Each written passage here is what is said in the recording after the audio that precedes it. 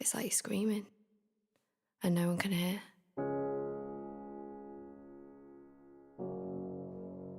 You almost feel ashamed that someone could be that important, that without them you feel like nothing. No one will ever understand how much it hurts.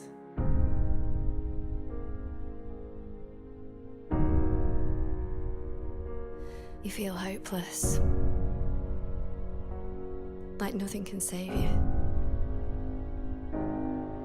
And when it's over and it's gone, you almost wish that you could have all that bad stuff back so that you could have the good.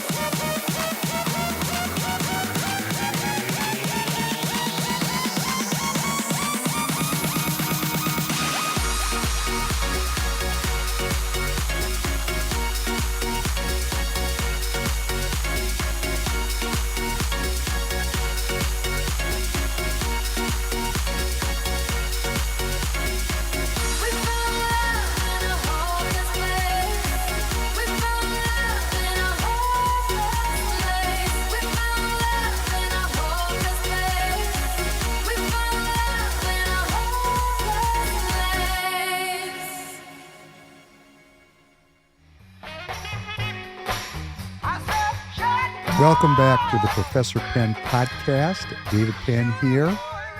Episode number 151 on drugs, coming to you on Tuesday, October 8th, 7:30 p.m. Central Standard Time. Hope you're doing well. Of course, when the subject is drugs, I don't know what to say about doing well with drugs, but I thought we'd start to explore this, and this is a subject that we're going to have to take in layers over time because it goes right down to the essence of free will and the interplay between uh, what we put into our bodies and how it affects our free will. And this is a very important topic that will require us to work through it over time. And we started out there with Rihanna. I assume, Tanner, good morning to you, that you're familiar with this song and with this artist, correct? Yeah, no, it brought me back to when I was 12. 12, It made huh? me feel like a little kid again. I remember listening to this on the radio. Great. Wasn't that great that at 12 years old, Yellow Diamonds, hey, they're talking about MDMA, which is an awesome drug. If you're Persian, the Persians had the franchise on MDMA. But anyhow, not to get too deep into the geopolitics of the drug business, interesting that at 12 years old, you were uptaking into your unconscious mind these kind of images and these kind of lyrics and this kind of sentiment. Right around the same time, Foster the People released Pumped Up Kicks too. And that song's about, I don't even want to say it. Go ahead, say it. Let it out. School shooting.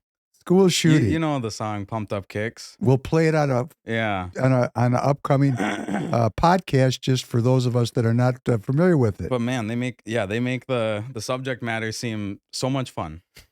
Because I'm going to be honest, I had no clue it was about Molly. I thought they meant legit yellow diamonds. Well, you know, this is you're in the jewelry business too. So I was thinking diamonds. I was like, yeah, that's a pretty expensive diamond. Well, this is the kind of thing that we really don't. I mean, we hear about it, and it's a great bit that we see on the news where the Senate Select Committee on Drug Abuse pulls a bunch of music executives in front of their committee, and they are, roundly criticized and interrogated for how their choices in the development of art and the distribution of the art, is affecting our young people. And then we go home and go to our drug cabinets and get our Advil, and we got pains, and we take the Advil and we go about our business. And we recognize at some kind of cursory level, at a very, very, it's a very cursory understanding we have as a people about how important this subject is. And when I see this, because, in full disclosure, hey, man, I was of age in the 60s. It cracked off in the 60s. I'm not saying there wasn't drug abuse previous. I mean, drug abuse is as old as dogs licking, psilocybin mushrooms out in the fields, right? Monkeys and dogs like to get high. I mean, we like to get high. I mean, let's just be frank about it and not lie to each other. Human beings like to get high. We're wired up that way. If we weren't wired up that way, there wouldn't be any reproduction. We like to alter our consciousness. That's how we're wired up. It's another issue of free will. And speaking of free will, let this podcast not go by without an ever-increasing focus on going to vote. I was talking to my daughter, a student at Bernard College, a division of Columbia University, a young woman destined for great things, fluent in Mandarin. I won't say she's a yoga master yet, but she will be if she keeps going. She's in supreme physical condition. I remember when I was working out, when she was 4 or 5 years old, she used to come downstairs and just watch me work out. And then after a year or two, she joined me in working out. And I'd go down.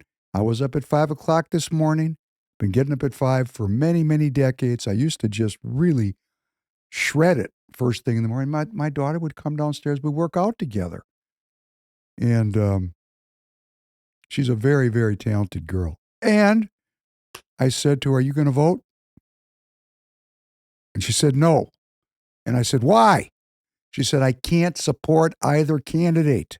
I said, "Why are you focusing on these candidates?" And see, this is a little bit deceptive, just like this kind of music video. Although I want to say as a sidebar, Rihanna, I mean, I know there are people that are going to write in she's a Satanist. And I don't know if she is. I have no 8x10 glossies. I don't know what she believes, but I know she's an incomparable performer. Now, what she performs, somebody gives her and she says, okay, which is kind of a selling out in its own kind of a way. But even when she sells out, she's fantastic. In my opinion, as a musician, she has a beautiful voice. She's physically beautiful. She can move. She's a sensational phenomenon. How the society uses her gifts is what we're going to talk about in these upcoming podcasts. But my daughter, she's not Rihanna, but she's physically beautiful.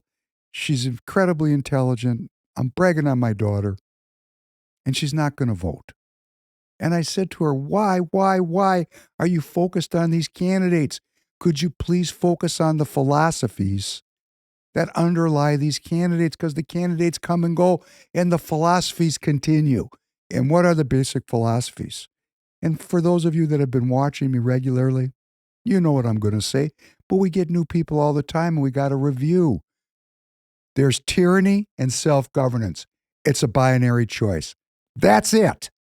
So you either vote to be the king or queen of your own life through self-governance, or you throw in with the authoritarians that want to govern you and tell you how to live your life. Now, there's a benefit here. It's a little bit like drugs. When you give up your free will, when you hand it over to an authoritarian who tells you how to live, you abdicate your responsibility, but you also have a great excuse. Hey, they told me to do it. Kind of like the Nazis. It was just orders. It was just orders. I was following orders. So you don't have any responsibility over here. You can just go get high and masturbate and live your life in the moment of whatever. You're not really, charting a path towards some kind of search for truth. Your truth is somebody told you what the truth was. And this road over here, this self-governance thing, this is tough work. You have to find your own truth. Ooh, that's still terrifying for me. And I've been doing this since I've been younger than you, Tanner. And Tanner came in this morning, he didn't tell me what he dreamed, but I looked at him and I said, man, you look screwed up today. And he didn't do like people often do. They say to me, how'd you know that? I don't know how I know it. I just know you look screwed up. And he said, I had really rough dreams. I said, did you sleep last night? I had really bad dreams last night. Well, he didn't say bad dreams. He had said he had dreams. I mean, when you're self-governing, first of all, to have dreams, you got to go to bed sober. If you're all screwed up when you go to bed, like you've been drinking all night and smoking dope all night, you're not going to remember your dreams because your brain's altered.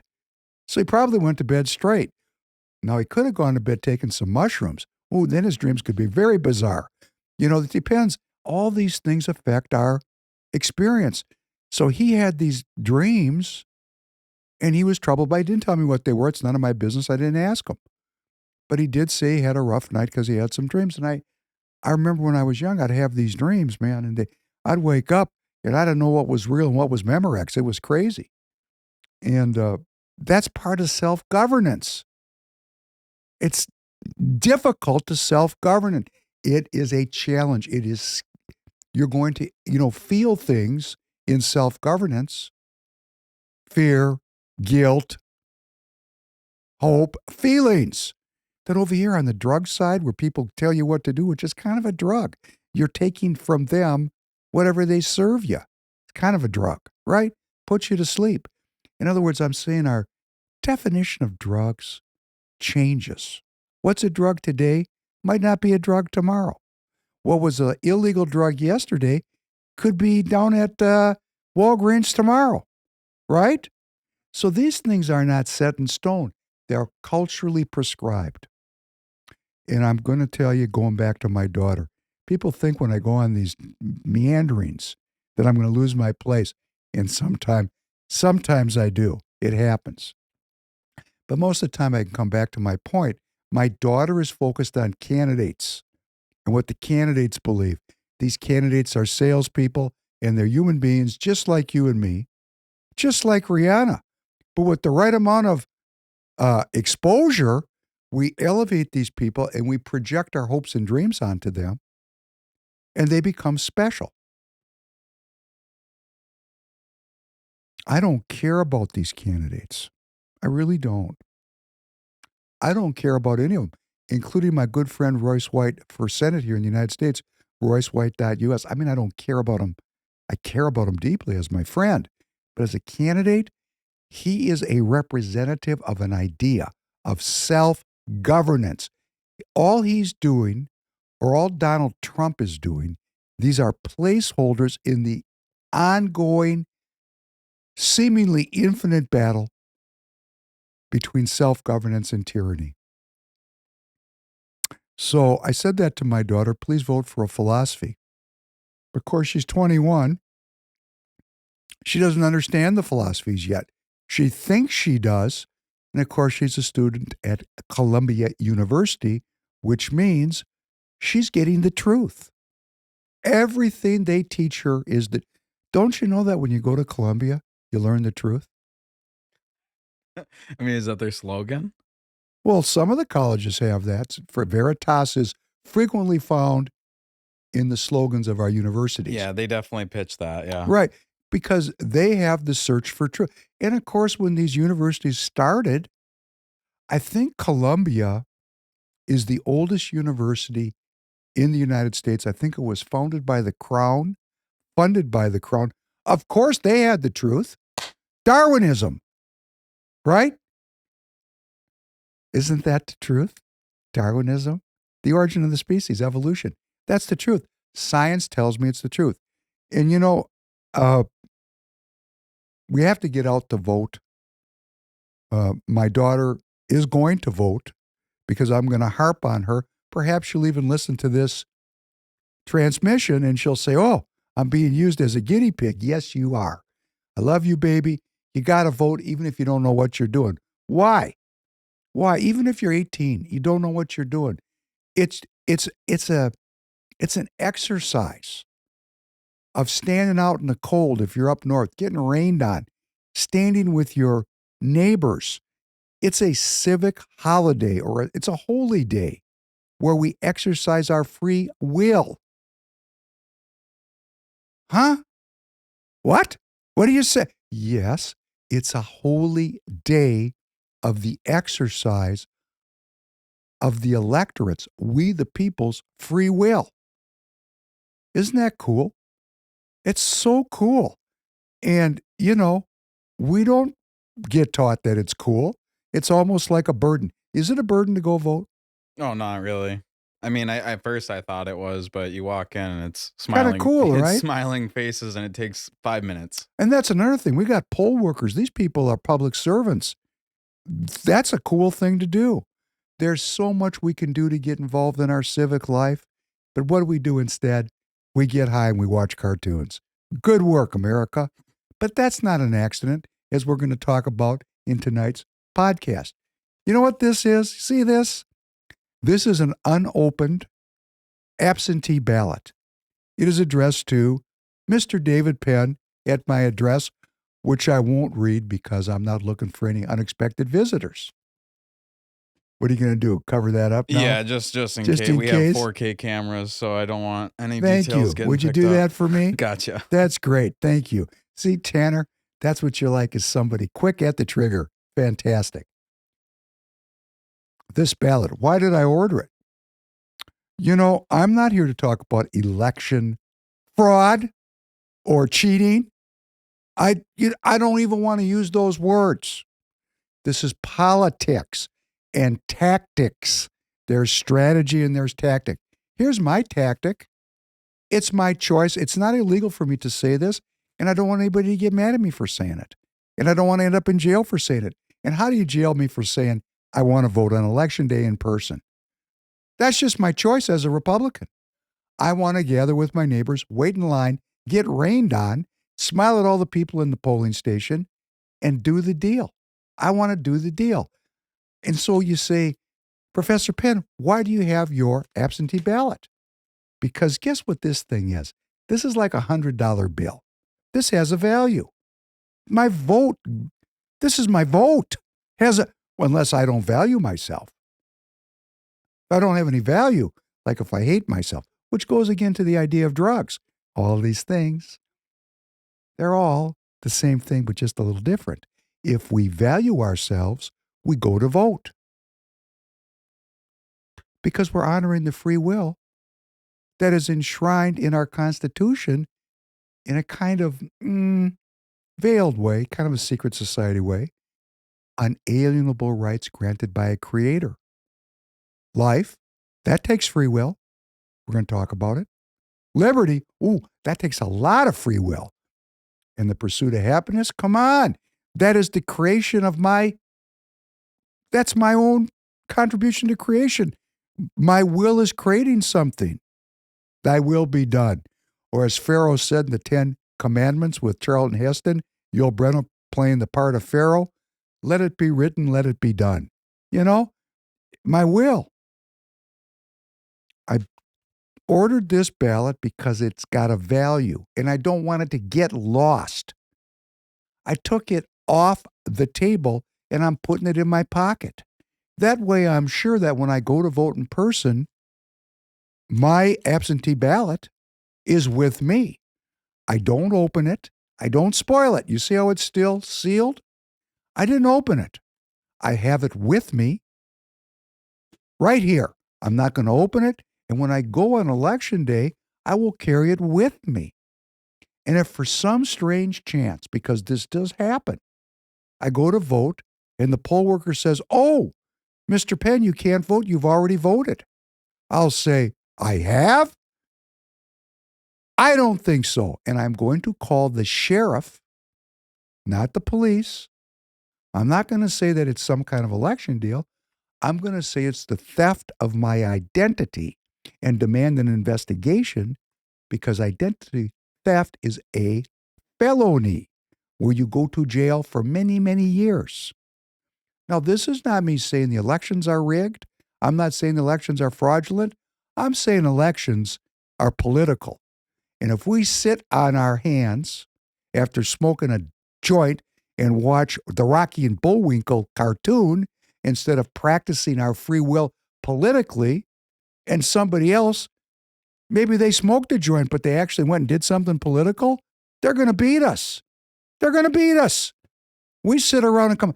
Republicans are the most complaining, whining of bitches that I've run into for a long time. Oh, they're cheating. They're cheat. You know what? They're only cheating because you're not playing. We don't play. You don't play. Go to precinctstrategy.com. Learn how to play the game or quit your complaining. And that's why they have drugs of all kinds. Because when you take drugs, it doesn't hurt so bad and you quit your complaining, right? Isn't that how it works? Yeah. To some degree? To some degree. To some degree. People, yeah. Others, it will drag you down and get more sad. Smoke another joint. Eventually, they'll be too high to drag you down. You'll be sitting around Green out and fall asleep. Right. Eat a bunch of crappy food, which will make you not in good shape. Get the munchies and hit the chocolate, not the dark chocolate, the milk chocolate. Have you ever noticed how when you're high, dark chocolate doesn't get the job done? I need the milk chocolate. And why do I say this? I say this because I would be lying if I said I've never gotten high, because I came of age right when I remember being at the Highland Theater in St. Paul. It's about circa 1977. And the place was jammed because in those days, we didn't have cable TV. People went to the movies. There was not an empty seat in the house. And people were smoking joints in the theater. And they were passing the joints. We didn't even know each other, which this was obviously a very untroubled time. I couldn't really see us passing joints in the theater in the COVID era. I think that'd be kind of an inhibition to, mopping the joint of a dude you didn't know. And a guy hits me in the shoulder and says, you want to take a toke? And I looked over. It was a St. Paul police officer. It was a kinder and gentler time, wasn't it? Anyhow, let us move forward today. And we're talking about drugs. And, here, fear. Fear. There is no fear in love, but perfect love casts out fear. For fear has to do with punishment, and whoever fears has not been perfected in love. Perfected in love. I could perfect myself in love, or I could snort a rail and have kind of a kinky kind of a love. It's kind of a choice, a free will choice, right? Like perfected. Perfected. Perfected. Yeah, has anybody ever tried to perfect anything? Have you ever tried to perfect yourself at something? Yeah. Yeah. I What, haven't ever succeeded. what have you tried? I'm curious. Well, I guess video creation. So like that's obviously I'm not perfect. Nobody's perfect, but I strive But to be we perfect. love you at Free People Radio. And just to give you a little, I'm in a kind of a good mood today. I don't know why. But just to watch this. Hey, Tanner. Don't. I already know what you're gonna do. Could you please get perfected here at Free People Radio? Yeah. We'll get that a setup. figured out. That was a setup, man. That was a setup. Though an army may besiege me, my heart will not fear. Though war break out against me, even then I will be confident. Whoa, that bespeaks of some serious training. There are people that I have trained with. They trained at such a profound level. And I've been with these people in very serious situations. And I felt my heart beat faster, and I felt the fear because it was dangerous, right? And I look over, and my partner, I mean, this dude is dialed in. No fear. He's just looking to express himself. He has free will. And now life has brought him an opportunity to break someone's bones. I mean, there are people that train for war that I'm not saying they don't have fear in certain circumstances, but they got to go to something they haven't experienced previously. They've experienced so many of these events. When you've seen it many times, it's not like seeing it for the first time. I'm not saying he wasn't afraid the first time. That's called being a warrior, right? It's your profession. You're a professional, like a mercenary. Here's a good one that speaks to drugs. And the peace of God, which surpasses all understanding, will guard your hearts and your minds in Christ Jesus. I wonder how that works after you take a snort. Does that work? I remember there was a time in my life, I'm going to just say something. People say I reveal myself on the show. There was a time in my life where I'd get up in the morning, put a chew of tobacco in my mouth, light a Marlboro while I was rolling my first joint for the day. I actually lived like that. So I have some insight. Now I'm in my late 60s. I'm on the second half of my 60s now. So it didn't kill me yet, which that's a little overblown, okay? Because you can take countermeasures for being a knucklehead. I am a knucklehead, and I've taken a lot of countermeasures because I had what they call a moment of clarity. In fact, I have moments of clarity from time to time, all the time, which is cool. I like that. But, the peace of God which surpasses all understanding, it's been my personal experience that when I roll out of bed in the morning and put some Copenhagen in my mouth, light a Marlboro, and then roll my first joint, I'm not really focusing on the peace of God that surpasseth all understanding. I wasn't. I just wasn't. And if you're going through that right now, I'm going to tell you that there are different reasons to get high like that. There are people, and I remember many of them when I was young, because again, child of the 50s, I came of age in the eye of the tiger here when this stuff really cracked off. And there were people that I was hanging around with, people were getting high to perfect things. Like I was hanging around with a lot of musicians and a lot of warriors. I used to train with people that used to get high before they trained fighting. And I know that sounds strange, But, drugs have been used ritualistically. Music has been used ritualistically. Many things that we do as human beings alter our perceptions. And creating a kind of a space, can be a sacred space, where you can invest in yourself and train. And I have to say, most of the people that I hung around with that use drugs use them in the search for truth. Now, I know that sounds strange. Does that sound strange? Not at all. It doesn't. I relate with that, I will say. You understand what I I'm understand exactly what you're talking saying. about. But what I also found was diminishing returns. Like, okay, wow, that piano solo that I just put down that track was fantastic. Wow. Let's try that again. It really wasn't quite as good the next time. No, that's just my opinion about it. That there's a diminishing return. If people are into drugs and they're in the search for truth, they're going to have my experience was, what has made me much more cognizant of my well-being, or everything has a plus and a minus. There's a plus, but there's a minus. That's like accounting. Every benefit has a cost. The guy that said that to me was a cad. He was a complete jerk.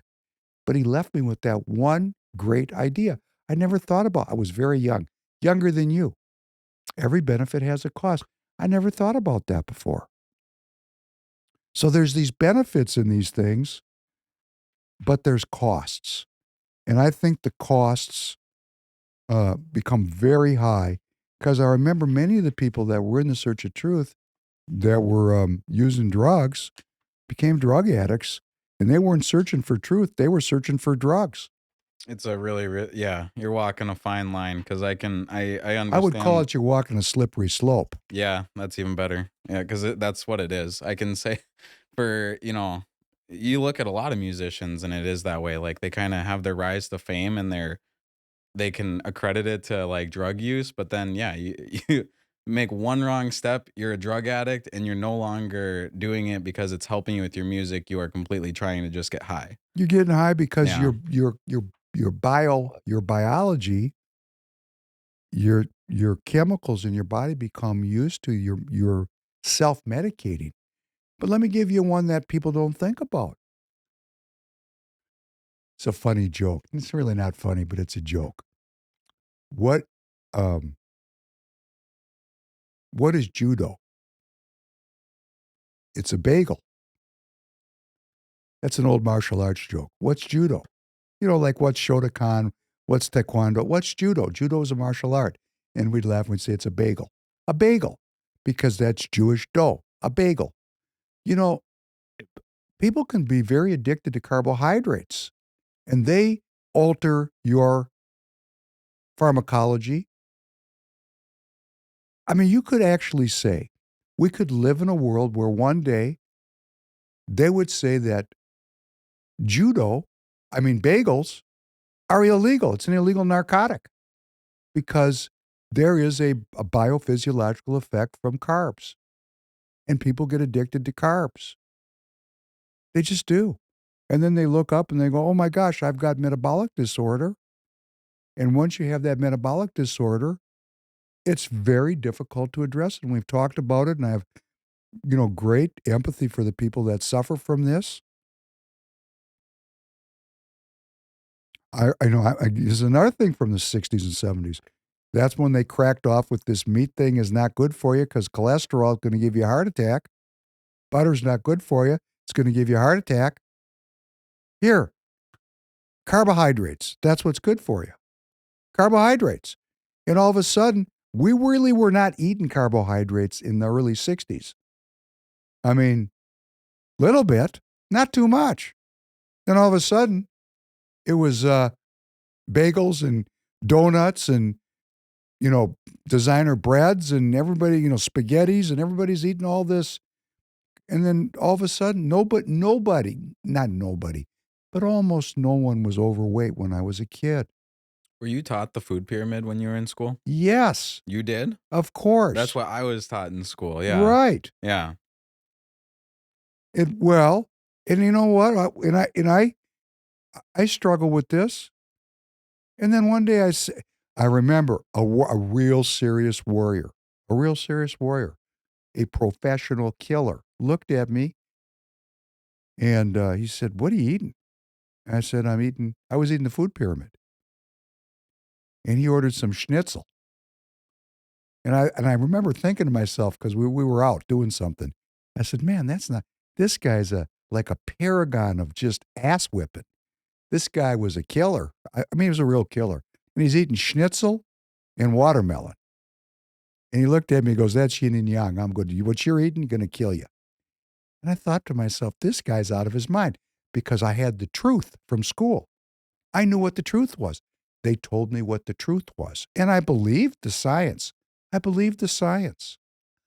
Got to believe the science, right? The science told me the food pyramid, right?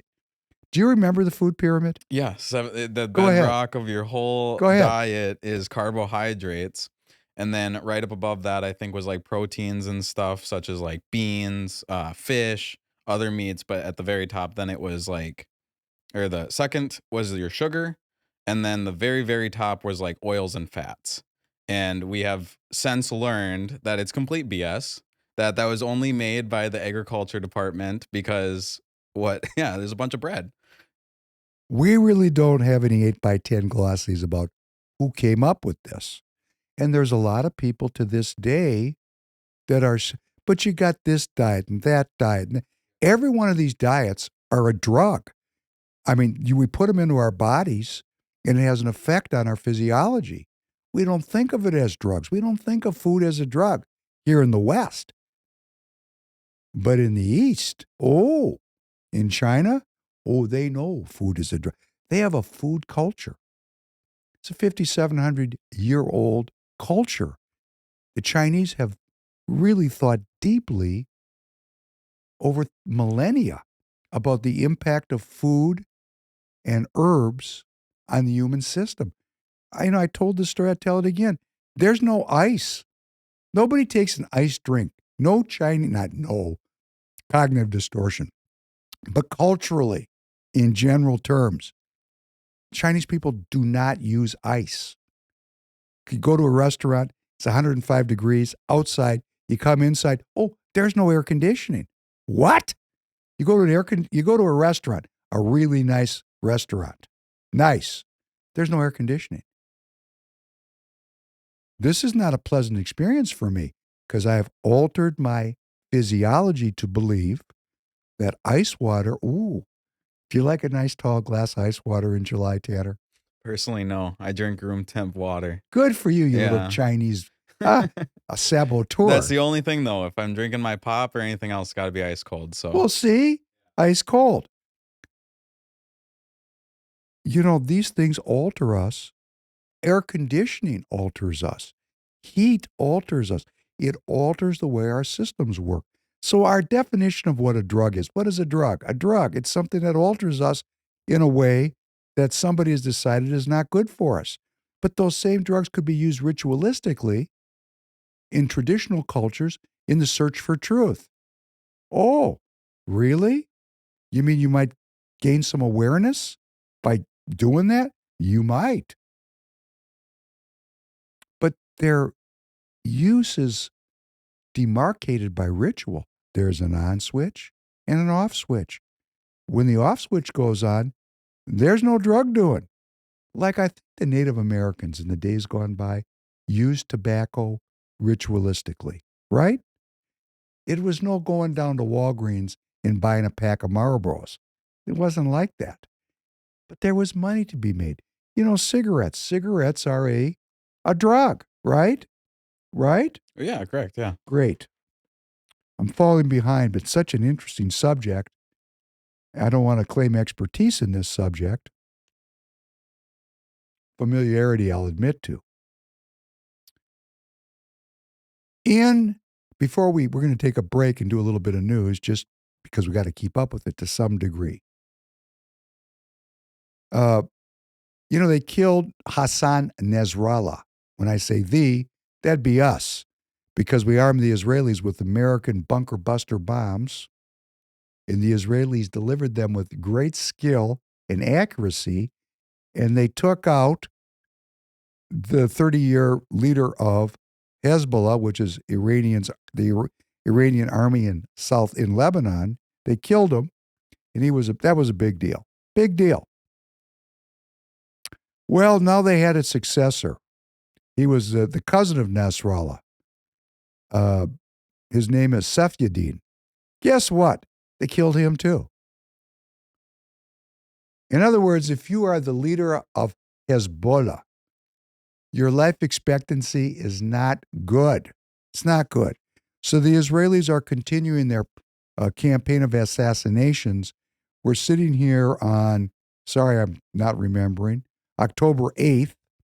It's in the morning. This goes up at night.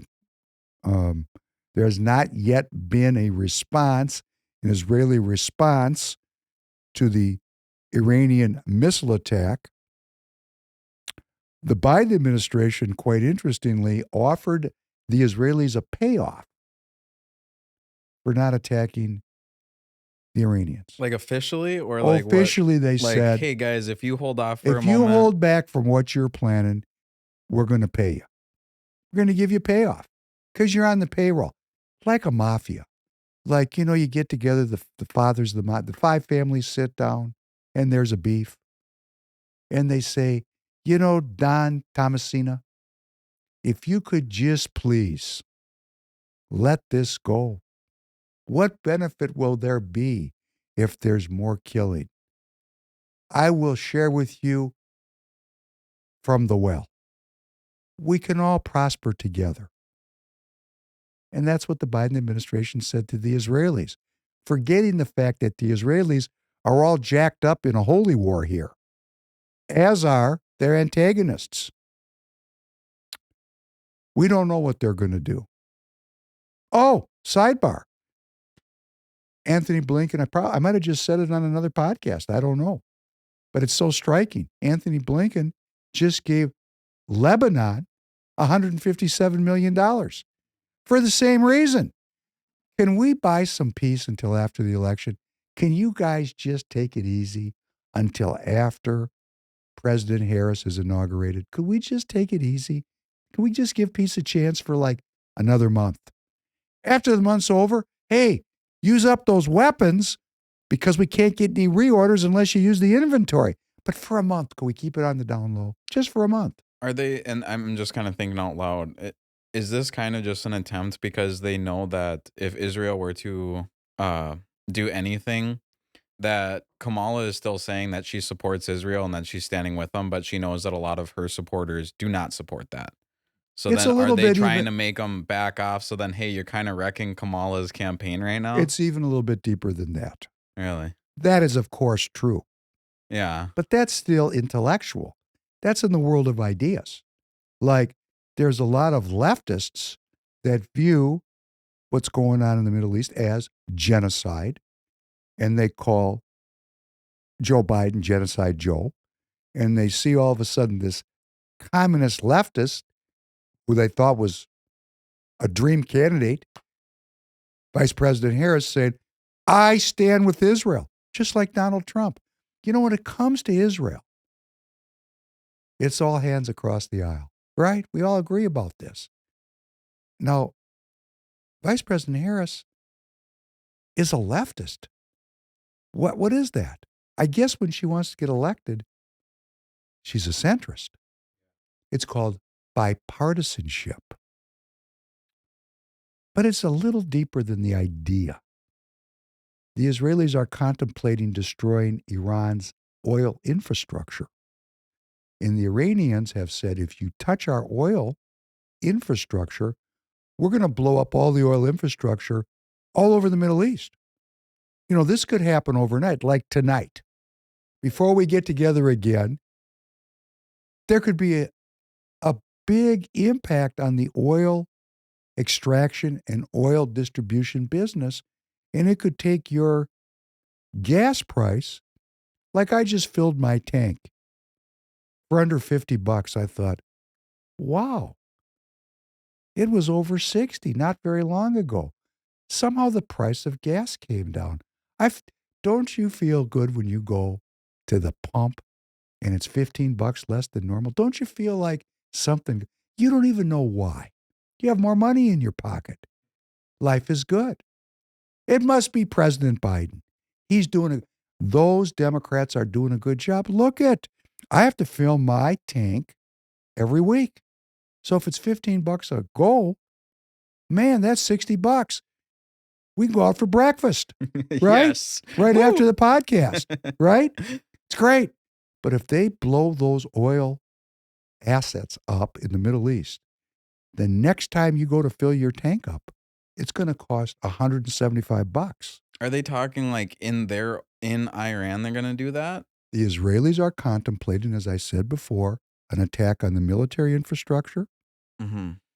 and the command and control infrastructure, the oil infrastructure, or the nuclear facilities. They don't know what they're going to do. Or maybe, and they were possibly, when I say the military infrastructure, the radar, we don't know what they're going to do. But the Biden administration, whatever you do, don't mess with the oil.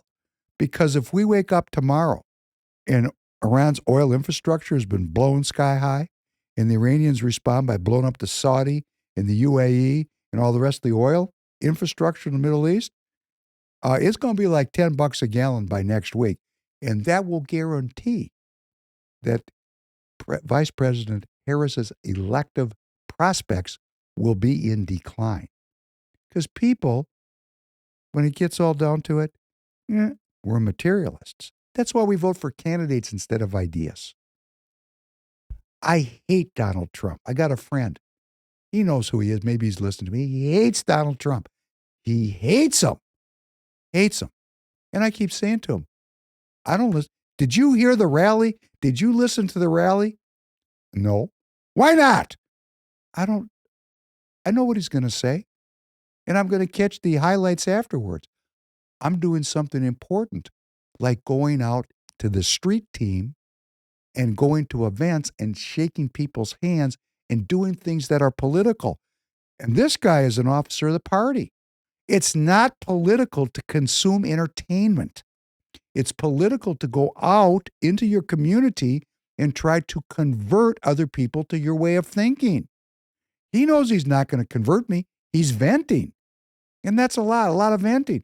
Hey, guess what? Donald Trump, the day after the election, win or lose, he's a lame duck. We're working on the post-Trump period. Man's 78 years old, can't run forever. Man, if he keeps running past 82, 86, you're going to have to say, whoa, he's special. Because, you start to run out of gas, right? So he's done. Done. We're going to have new leadership. I have somebody in mind right here at Free People Radio. We're going to have a battle for the new leadership of the party. But politics is not about consuming podcasts. Why we like to do this with you, why I'm doing this, is because I know there's a lot of facts in history that are only told from one perspective, or maybe people never learned it at all. So they don't know how we got here. And if we don't know how we got here, how can we talk about anything? So a lot of what we do is how we got here. But they killed Nasrallah's successor. They've decapitated the leadership of Hezbollah, and the Israelis are now in southern Lebanon in a ground invasion. Big deal. Very soon I'm going to be coming on. We're going to review what the Israelis did. The next tit-for-tat escalation in this conflict. Now, one thing I do want to say, there was a 4.5 magnitude earthquake in Iran a couple of days ago. An earthquake. Many people are saying that the nature and the scientific data, if we can trust the science, which I don't have the data, and if I had it, I couldn't interpret it. But what they're saying around the campfire is, the seismologists, that this earthquake was very unusual. There was no aftershocks. Was there or wasn't there? I don't know. I'm not sitting there with a Richter scale or whatever the Richter scale is how they measure it. But however they measure it, I'm just reading stuff. I don't know if it's true or false. This is a problem. We don't know. But what they're saying around the campfire is the Iranians tested a nuclear bomb. And if in fact they did, the Israelis have no incentive, no amount of money is going to stop them from an all-out assault on the Iranian nuclear program, because guess what? What's been proven is, yes, most of the missiles get shot down, but not all the missiles. And when you're talking about nuclear weapons, you don't need anything more than one in a country the size of Israel to make it not very inhabitable, right?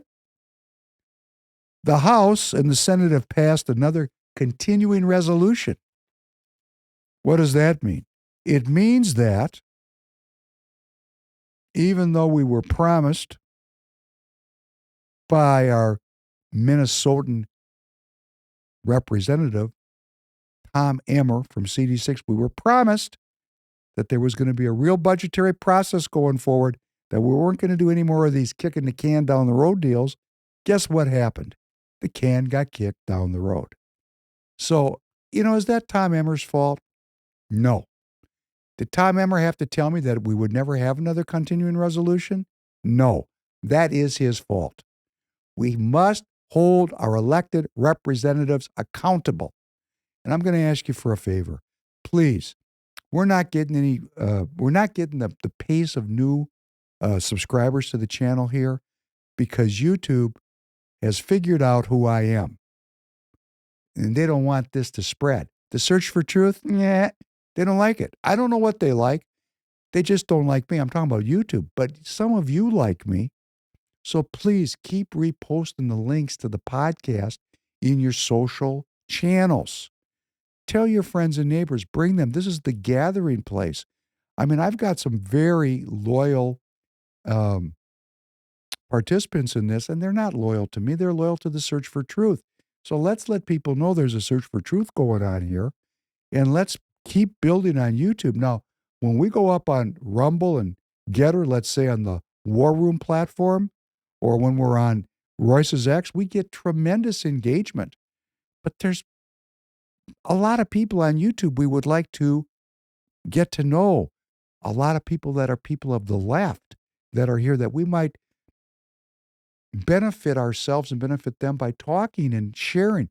I was out last night at a business dinner. This is a complete sidebar. And I was out with, one guy.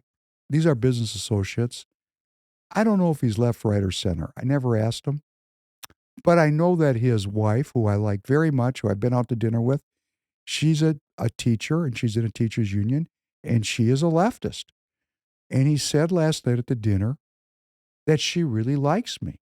And he told his business associate, who was in from out of the country to visit me, that I podcast, but that he likes the podcast because I'm searching for truth, that I'm giving different opinions, and that I'm not trying to be didactic. And I thought that was super cool, very complimentary. And then the guy who came in from out of the country, who was a big guy, this was a big guy. It turned out this kind of stuff happens. Both of us are non-practicing Jews. I didn't know that. I didn't even recognize him as being Jewish. I couldn't even see him. His first language was not English, and his English was good, but heavy accent. And it turned out that his family ran out of the Ukraine just like mine did. His family went to his country. My family came to the United States of America. And then, to top it off, we're both violin players, and our favorite music is exactly the same. You just have to say, why do things like this happen? Is it just happenstance, or is it for some reason? I don't know. But then we had a chance to talk, and we both agreed that the policy in the Middle East, based on our feeling about what Judaism is not Jewish. It's Zionist. And I didn't have to prompt him into that. He said it spontaneously himself, which was a huge risk for him because I'm the customer. But this gives you an idea of how fired up people are and how important it is that we get these people in from all these different channels like YouTube. That's why I'm paying attention to YouTube. And I appreciate you being here. Please leave comments. Please hit the like. Let's see if we can continue to grow this YouTube audience. Of course, when Tanner ups his hours here, we'll get shorts. That'll help. Now he's smiling at me. So, uh, the continuing resolution allows the United States government to continue to borrow money, which means print money, which means expand the money supply. So the inflation is going to continue as long as we expand the money supply. And we have an antagonist in the world, and that would be China. We have one economic competitor, really, which is the Chinese government. And what we're really into here, the surface level of this thing is the bombs and the missiles in the trade. But the underlying war, the war that matters, is a currency war. It's a war of currency. I know that sounds rather, excuse me, sounds rather esoteric, and it is. But when the United States prints money and inflates its economy, it makes its GDP gets bigger, and the percentage of the GDP that goes to the military stays the same, but the actual dollars increase because the size of the economy is expanding. And the Chinese need to respond to this for that reason, and also because as we continue to print money, we're devaluing our currency, which changes the exchange rates between currencies in the world. This is another thing like drugs we're going to have to talk about a lot. It takes a long time to even start to consider this stuff. But when we devalue our currency by printing more of it, it gives us a trade advantage in the world for the export of our goods and services. It really disempowers our citizens because everything's more expensive. But are our leaders really thinking about my well-being, or are they thinking about other things like globalism, like who's running the globe? So what the Chinese have done in response to our continuing resolution and the Fed lowering the interest rate as if inflation's going away, that's a little bit magical thinking, in my opinion. I have an opinion. That's another thing. I can say a lot of things on YouTube as long as I say, in my opinion, right? It's my opinion. Because we're living in times where there is very serious penalties afoot for people that speak things that are their opinion as if they're facts. And I'm going to be saying this more and more. It's getting harder and harder to get our arms around what the facts are. But the Chinese now have unleashed a big devaluation of their currency. They're going to print currency. They've lowered their reserve rates. They've lowered the interest rates they're charging to devalue their currency to maintain the relative values of these currencies so that the current trade architecture stays relatively the same. They're not letting the United States get out in front of them. They are also devaluing. This has happened before. It happened in the run-up to the world wars, and it was called beggar thy neighbor. We've been through this before. It was called beggar thy neighbor. It's called in the progressive removal of safeguards and the removal of rules. When there's no rules, the final rule that gets removed is thou shalt not kill. At the end, there's a mass brutal killing of people, and then there's what's called the Great Reset. We're going to go by all this Chinese policy because my preamble has gone on. Must be the drugs. All right. Let's get into something that is the heart of tonight's presentation. Have you noticed, Tanner, that Camilla Harris is talking about a lot about joy? Joy. Yeah. You've noticed that. Yeah. Did you find that striking or strange in any way? I've already connected it with what you're about to talk about. You know, this joy thing, I feel so joyful when I see Camilla Harris. I'm filled with such joy for being an American and for our country and how great we're doing. Because what the left is saying is that the Trump movement, the Republicans, they're telling lies and they're lying about the nature of the country. The country's doing so great. And these people are just lying about it. And that's their opinion. And I'm going to say that this is an opinion podcast. And I'm not here to say that it's all bad or all good. I'm just saying, could we just please be joyful? As the leftists are saying, could we be joyful? If we're joyful, and isn't that a little bit like the peace of God that surpasseth all understanding? Joyful. I mean, if I have the peace of God, man, that make me happy. You know, interestingly in politics, we don't get a lot of new ideas. Uh, the Gemeinschaft Kraft durch Freude, German for strength through joy,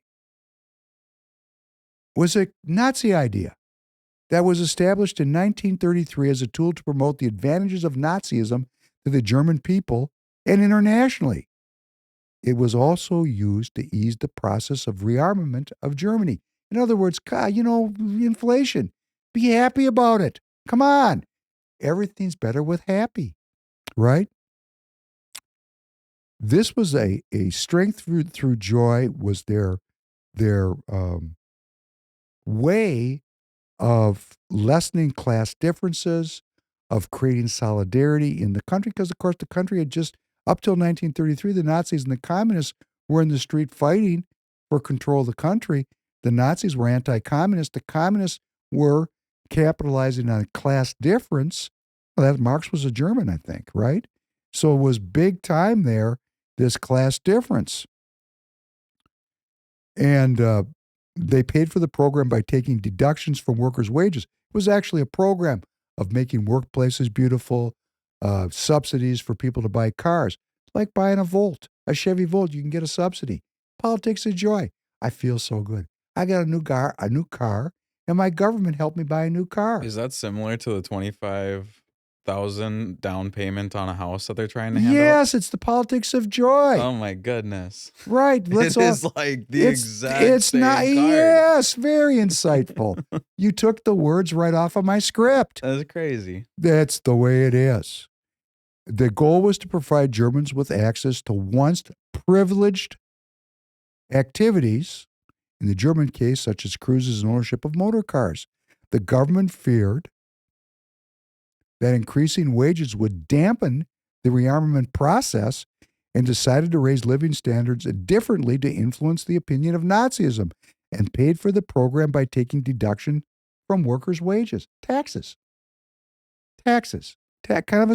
Remember I said Nazism was a movement of the left? It's socialism, not communism. Not communism. They believed the only difference between the two ideologies was the communists believed that they would run industry themselves. The Nazis believed that there were specialists, technocrats, that already had these businesses and could do a better job of it. More bang for the buck. Or more bounce for the ounce, to use a funk song.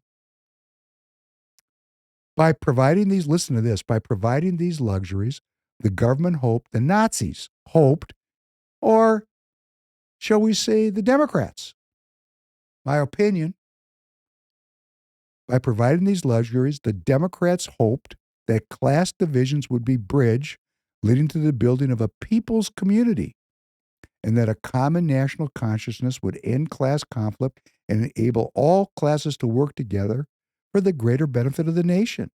Doesn't this sound familiar? It sounds so familiar. But I thought Trump was the Nazi. You have messed me up so much, because now whenever I'm talking to people, I'm like, we have learned Nazi Germany completely wrong. Once you kind of understand what was actually happening, you see the similarities so clear. Oh, we're going to spend a whole podcast on this very soon. So what the Germans did, the Nazis, is they tried to create a class solidarity, and they did it through leisure activities, which included a great emphasis on personal well-being. These leisure activities were often trips into nature that the government paid for, where the German people became stronger through what? Being out in the woods like my young friend Tanner. Doesn't that make you strong, going out in the woods? Isn't that great? Yeah. When you were talking earlier about like how simple things like the AC changes how we think, or heat, the woods. When I am out in the woods, it is like a high that I don't ever want to stop. I don't like coming back That'd to be the called the city. natural high. Yeah. Yeah. Yeah. There's a natural mystic blowing through the air, a Bob Marley song. Maybe we'll start out next Put that on the list. Natural mystic. Natural mystic. There's a natural mystic. Okay, so this is what the Nazis did, and what they tried to do was use being out in nature and exercise and group exercise to create social solidarity. Well, what do we do here in the United States? We have the same idea. We just have our own unique way of doing it, in my opinion. And you know what that way is? Drugs. We have the same idea. We want to have social solidarity. But rather than empower a bunch of people to become good workers and good warriors, we don't need that anymore. We have robots and we have information warfare. We really don't need it, like the Nazis did. We just need people not to pay attention. When I say we, that'd be our intelligentsia. Don't pay attention to what we're doing. In fact, hate each other so much that you don't realize that we're developing technologies that make humanity irrelevant. You're a useless eater. That's what they're working on. And we're going to tell you that every scientific technique is good for mankind. It's a benefit. There's no cost. This CAD that I had as a associate when I was your age, he gave me an idea. It's a benefit to have a washing machine. It is. It's a lot easier to wash my clothes in my Westinghouse than it would be to take them on down to the stream. It's no doubt that, but what is the cost? What is the cost of that benefit? What's the cost of that benefit? Well, we'd have to contemplate it. I'm not going to get into it because I'm going to run out of time. Instead, we're going to take a little trip down drug lane. Could you please, under number 4, play clip number 1?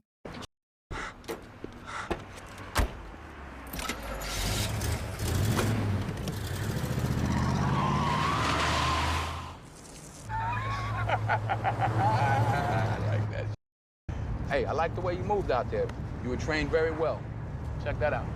It's a dime. See the small hairs, undeveloped seeds, all the stems in it. You see how immature it is? That's classic brick pack Mexican. That's garbage. Let me see. Give me. Yeah, it's old too. Probably from last year.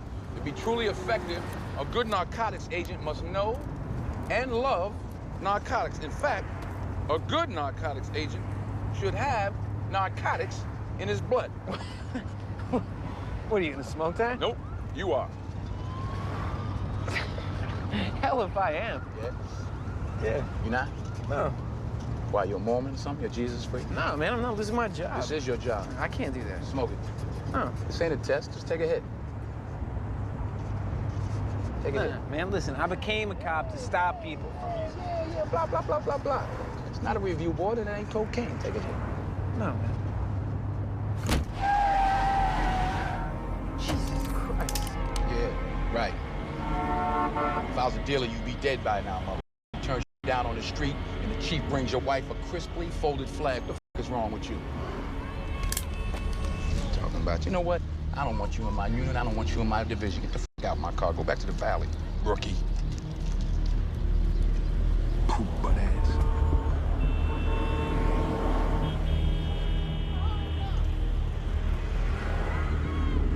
Give me that thing. I'll smoke it, man. Give it to me. You want me to smoke it, I'll smoke it.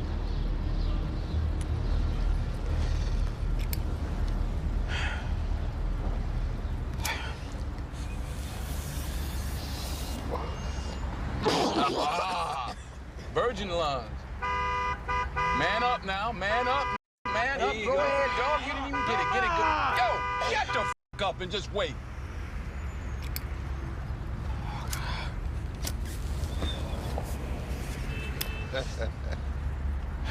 Man the f up. Finish that.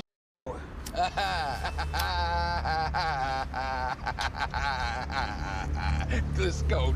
Let's go. Well, that's a movie that you might not know. That movie won the Academy Award, I think. I know that Denzel Washington won the Academy Award for his portrayal of the very debauched Officer Alonzo, who was a narcotics officer. The movie is called Training Day. He's training Ethan Hawke, who is his protege.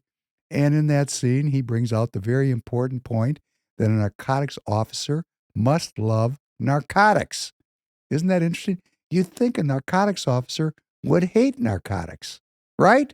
That's why I got into this deal, to stop people from doing drugs. Now, let me set you straight on this, kid.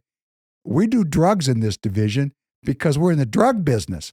And that's the important thing to understand about drugs. It's a business. It's about 1% of worldwide GDP. You know, and this is another thing. These numbers I'm looking up online, and you know, because I don't know what true is, I'm not sitting here counting the beans. They say that the worldwide GDP is about $100 trillion a year. They say the illegal narcotics business is like $600 billion. How would they know if it's illegal? I mean, how do they know what it is? I know that when I was Tanner's age, everybody I knew was getting high. Of course, it was the 60s and 70s. I mean, there was nobody wasn't getting high. And yet I read that only 1 in 17 people are using drugs. Have things changed since I was young? I wouldn't think so. I don't think. No, I wouldn't think so. No. I'm just saying, I want to believe what I read, what Google is telling me. I want to believe Wikipedia. I want to believe the facts. But how do I know the world economy is $100 trillion? I didn't verify it for myself. I'm believing somebody that wrote it down. And they say that the legal narcotics business, the legal drug industry, is about 1.2 or 1.3 trillion annually. And the illegal drug business is about 600 billion. So you add them up together, and drugs is about 2% of the annual GDP of the world. 2%. I can't tell if it's high or if it's low. I don't know. But those are big numbers. And I personally, my gut feeling tells me, understated. Because again, how could they know? Unless they ran the business. Like, I mean, if you're going to put a statement on Google that the illegal narcotics business is like 600 billion a year, how could you know unless you're keeping the books? How can they make the statement? I have no earthly idea. So just my opinion, Google. I'm not trying to get cut off. I mean, I'm raising the question. Maybe you're 100% accurate, because I think Google owns YouTube, doesn't it? Whoa. That choked me up. That might have something to do with my engagement not growing as quickly as it used to. But narcotics agents, the creation of a quasi-military and even in some cases military infrastructure to combat illegal narcotics smuggling, the so-called war on drugs, which goes back to the Nixon administration. I remember when President Nixon started talking about drugs. Because before the 60s, there was drugs, but nobody was smoking joints in the Highland Theater. Kind of broke out into common usage. And, we had a thing here, too. We like to drink here in America, right? And that's a drug. We all know that. But it's legal. Do you know, I'll tell you a funny story. How times change. I remember it was about 1976. And in those days, when I drink, I could make a career out of drinking. Like we'd go out, I could have 10 or 12 whiskey sevens and then drive home. Faced. Crazy. I used to drink at a bar where Amy Klobuchar's father, Jim Klobuchar, used to drink. I actually knew him. I was young, he was old, but I knew him. Of course, he can't remember me because he's long dead. But this was a hard drinking St. Paul bar. Everybody went in there, piled in there after work, and everybody got plowed. And that's what the culture was. This is before you were even a twinkle in your dad's eyes. Every day, all over St. Paul, where I grew up, we got done working. It wasn't 76, it was like 78. People went to the bar and drank to excess. Not a drink or two. You'd power drink, and then you'd drive home. And I was driving home, and I was going the wrong way down a one-way. Oh, no. and a St. Paul police officer pulled me over. And he looked at me and said, have you been drinking, son? I said, not only have I been drinking, officer, but I'm drunk. He said, I think we're going to have to arrest you. I said, please don't. Please don't. My mother, I mentioned her name, is a prominent attorney. It'll be an embarrassment for the family. He said, oh, that's your mother? It is. Here's my driver's license. Son, do you think you can get home? I said, I assure you I can get home. And he let me go. That was how our society dealt with drunk driving. I'm not proud that this happened. This wasn't correct. But the culture told me it was okay for me to do it. And why was that? Everybody was doing it. And there was no effort being made at that time really to stop the carnage on the roads that were associated with drunk and impaired driving. Culture changes. And at about that time, the war on drugs was really getting rocking, right? Because who was president now? Was 78, 80, Reagan. He really opened up the war on drugs. And there's all kinds of allegations. Again, I'm not making an opinion. There's different, literature on this, but it seems as if it's possible, or at least it's been presented,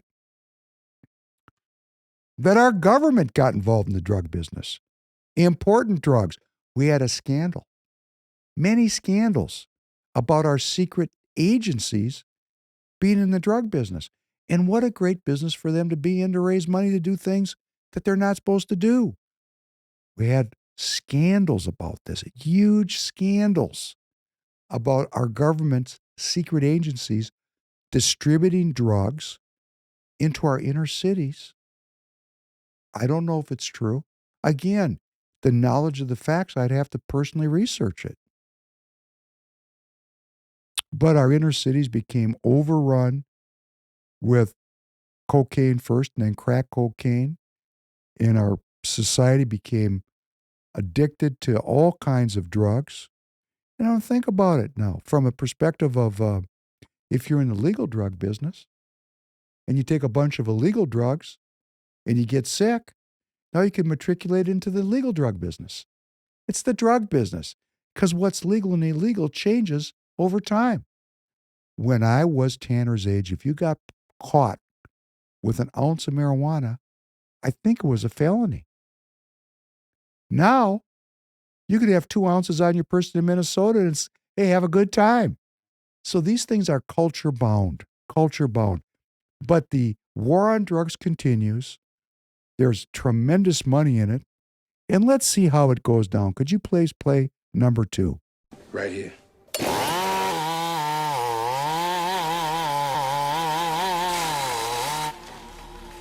Ow!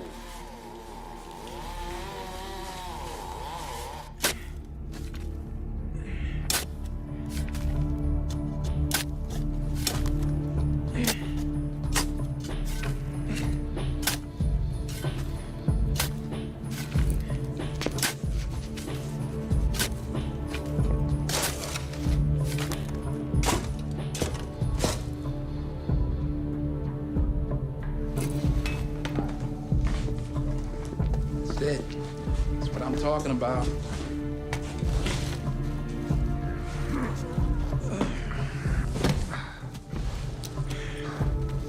What's in here, Coke? Don't worry about it. You'll see. Yeah, grab that hammer right there. Knock this lock off. Yeah. 1, 2.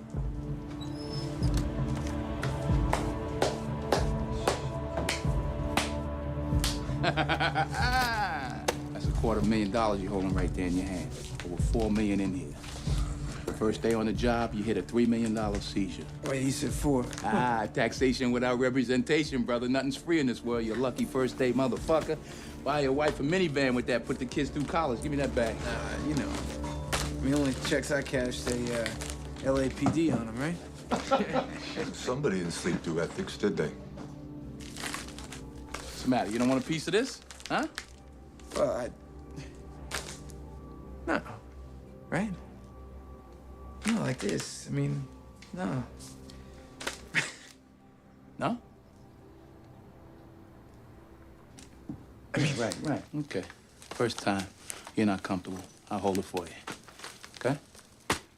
What about you? You comfortable? Oh, I'm comfortable.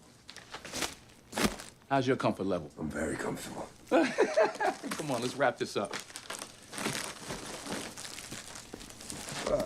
Don't touch a thing. Evidence.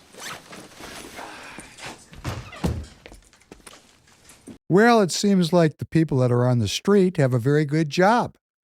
The $4 million bust became $3 million. There was reasons why Alonzo had to do that.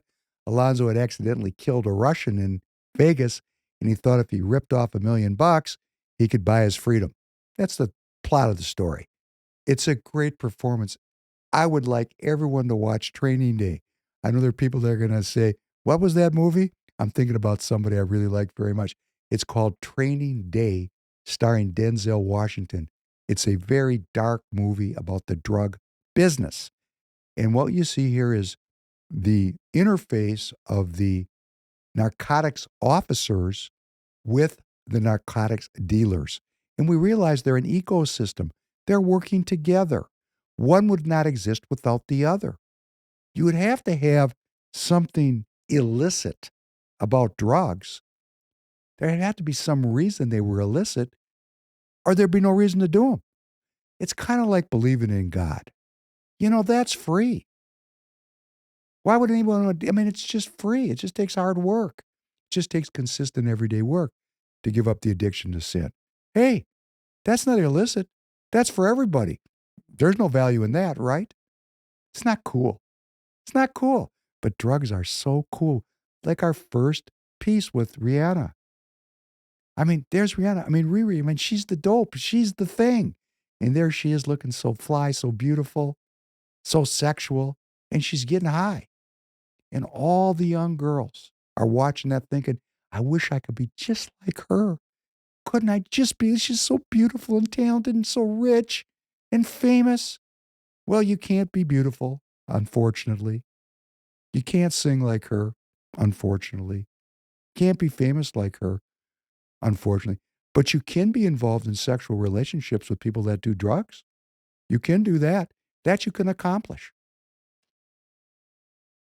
It's kind of like a football player like Jim Brown was talking about on the last podcast. Jim Brown.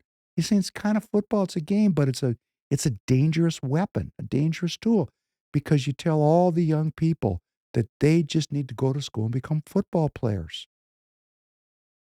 But they don't make it into the NFL, do they? Most of them. Only 1%. So instead of being taught well-being, instead of being taught to search for truth,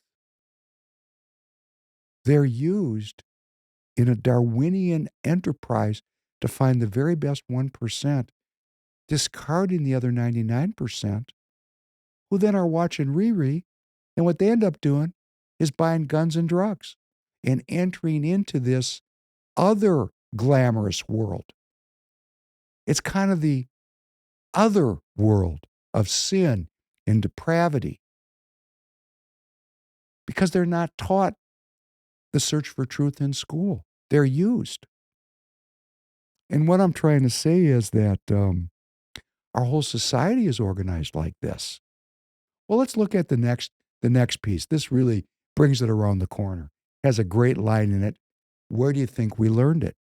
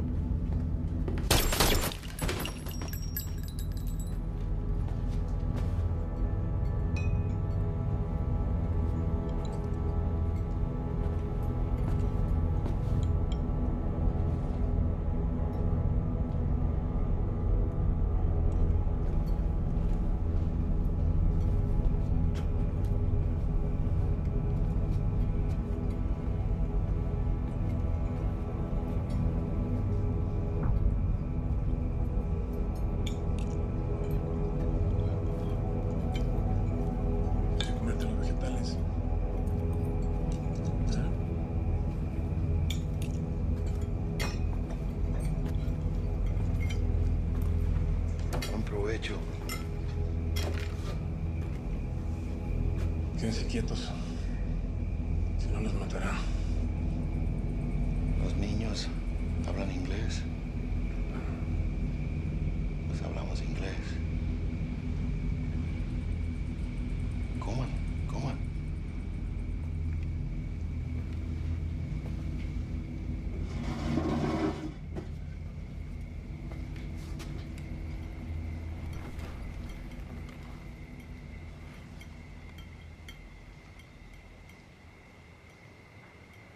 Every night you have families killed. And yet, here you dine. Tonight should be no different.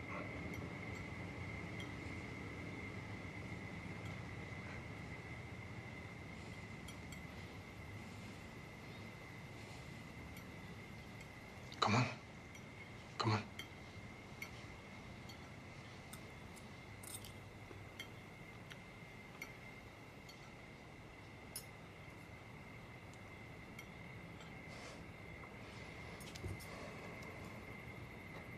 Do you think the people that sent you here are any different? Who do you think we learned it from?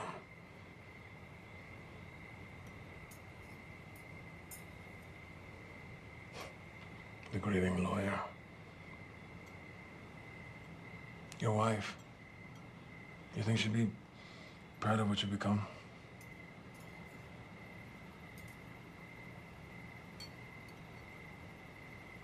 Don't forget about my daughter.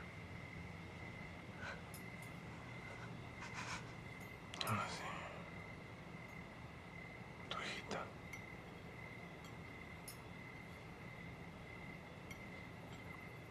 No fue personal.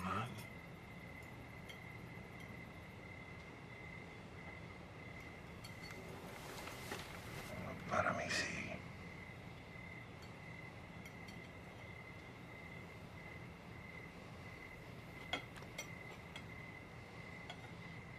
Not in front of my boys.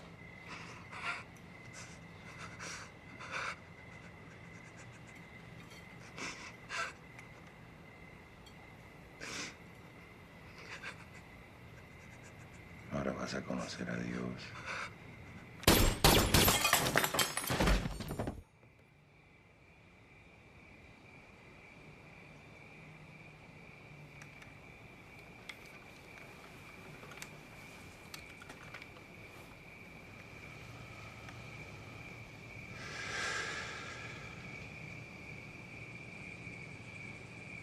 Go ahead and finish your meal.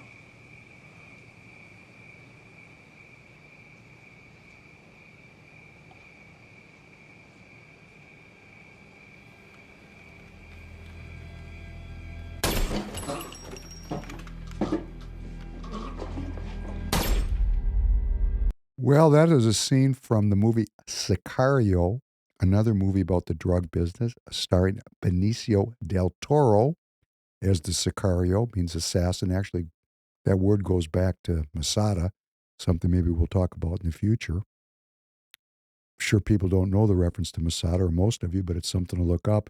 Masada.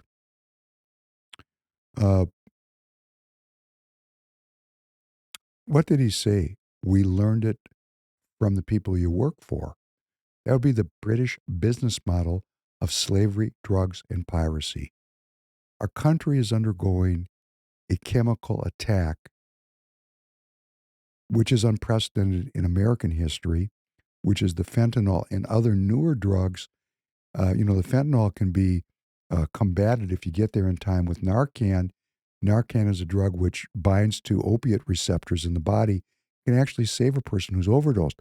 But now there are even newer drugs that Narcan will not work with that are very ultra deadly. And we're losing about, allegedly, again, numbers, don't know the numbers, not counting the body bags myself. Allegedly, about 100,000 Americans are dying every year to these narcotic overdoses. These drugs are pouring in across an open border. There is a tremendous infrastructure that's been created now of governmental and intergovernmental agencies which have been put in the task of interrupting this flow, which is obviously not working. And these drugs really find the precursors of these drugs, the chemical precursors of these drugs, are manufactured in China.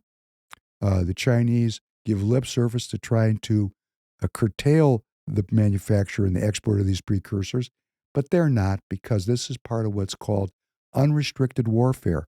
There's actually a book that you can go buy on Amazon called Unrestricted Warfare, where Chinese military college professors talk about how to defeat the United States using everything but a direct military engagement.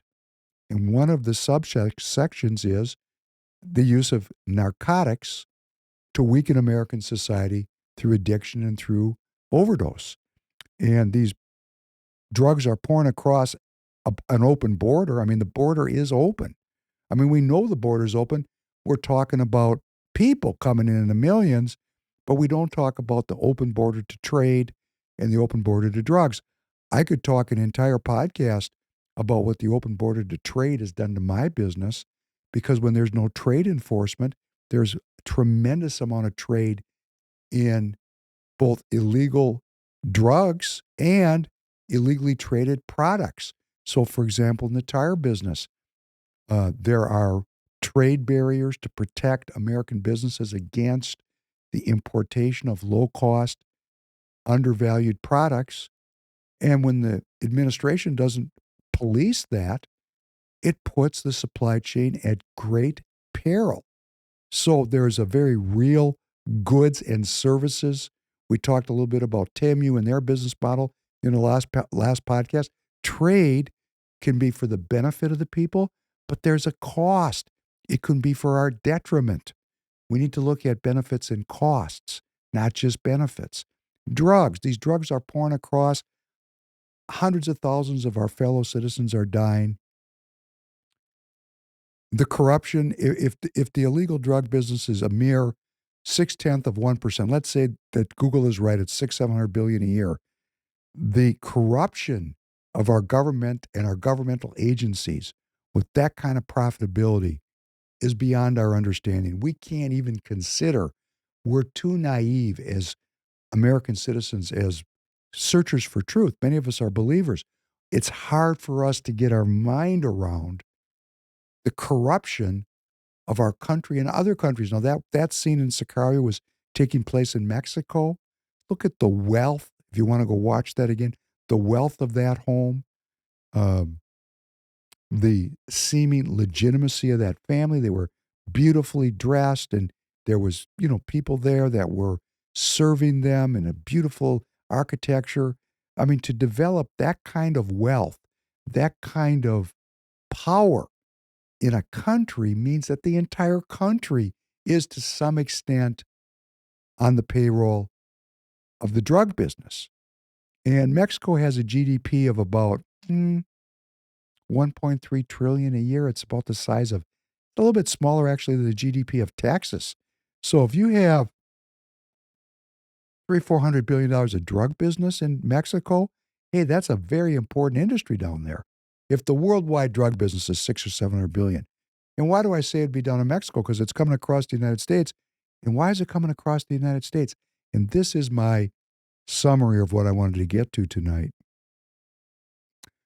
When you break a people away from the search for truth, when people are hopeless because they don't have anything to hope for, when people are economically disempowered, when you take both their economic hope and their spiritual hope away, as only communists could do. Because remember, a communist says that God doesn't exist and you'll own nothing and be happy.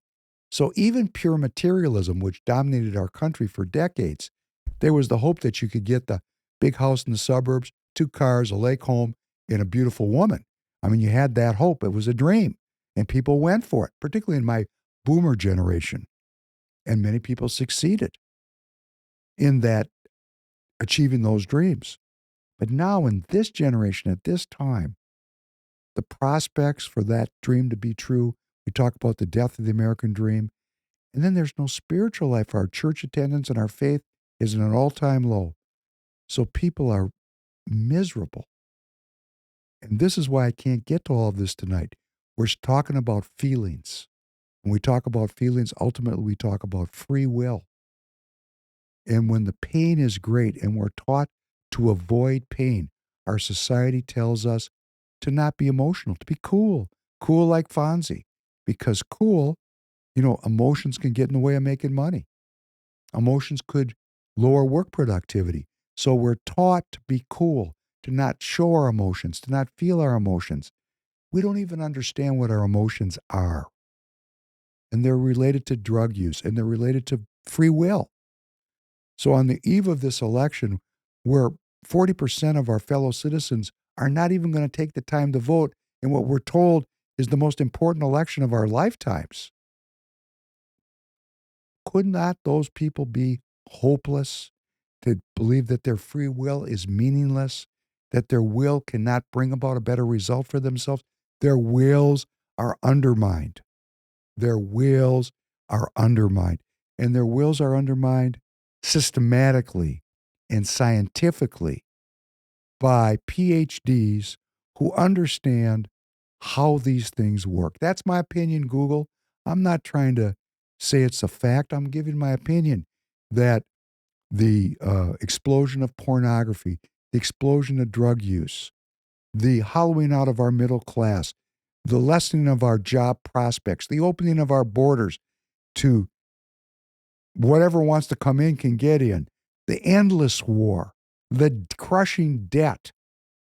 Man, it may be rational to get high. I mean, if there's no hope, if there's no God, because we're told consistently that there's no God. That's the message. So I can't get into all of this today. We've already run over. We're going to come back to this. What is an emotion? What is it? Let's contemplate. What are our emotions? And why are we so willing to judge against what we call the negative emotions? Why are they negative? If emotions are part of being human, why are some good and some bad? Who came up with that idea? Where does that come from? Why is it bad to be afraid? Why is it bad to be sad? How can you have free will if you chop off feelings? How can you be free, truly free, if you imprison your own feelings? I mean, these are things we got to work through. I've got to work through. I've been working through this for decades. How does this work? What does it mean? So all I could get to today is, in summary, that the drug business is constructed politically and culturally. That what was a legal drug yesterday is legal today. That things that alter our consciousness are everywhere, like bagels.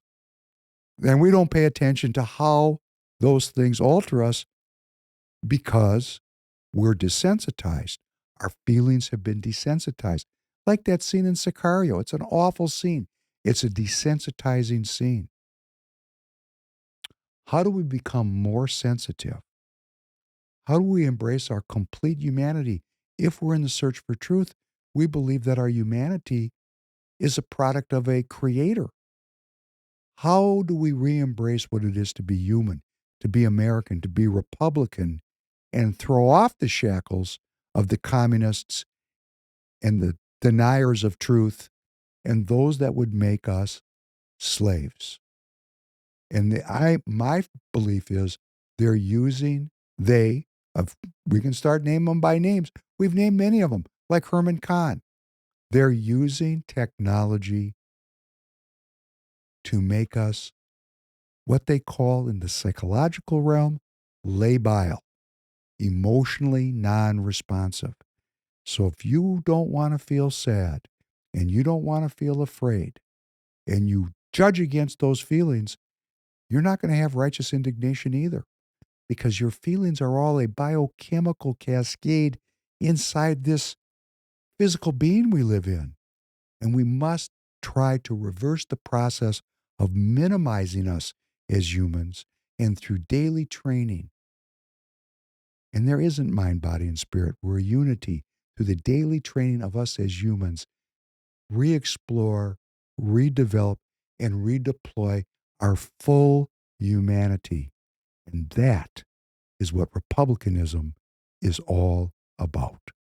On that note, I want to wish you well. We're going to go out. I actually like Rihanna. And again, I understand all the baggage that might or may not or may be associated with her. I think she's a great artist. I'm going to go out with a song that has a personal meaning to me called Stay. It's a beautiful song.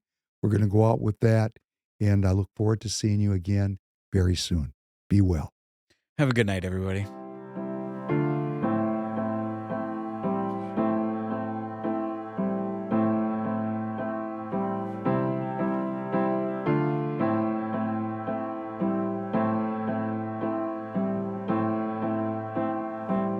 All along it was a fever,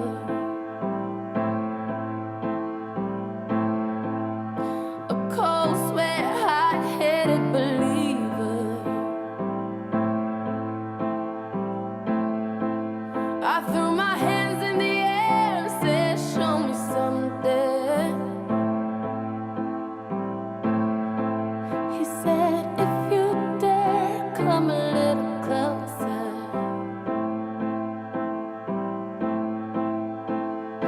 Round and around and around and around we go. Oh, now tell me now, tell me now, tell me now, you know. Not really sure how to feel about it. Something in the way you move makes me feel like I can't live without you. It takes me all the way. I want you to stay.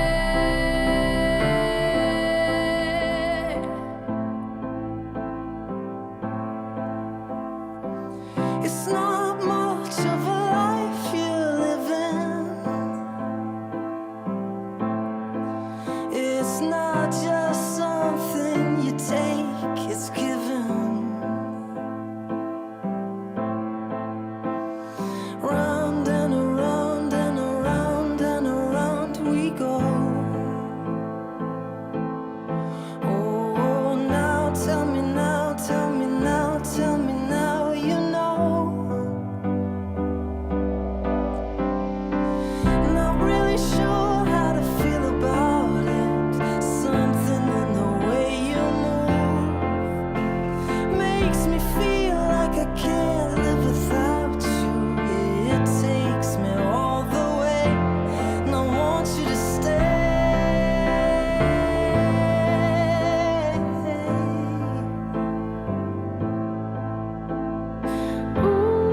Ooh, the reason I hold on. Ooh, 'cause I need this hole gone. Funny, you're the broken one, but I'm the only one who needed saving. 'Cause when you never see the light, it's hard to know which one of us is caving.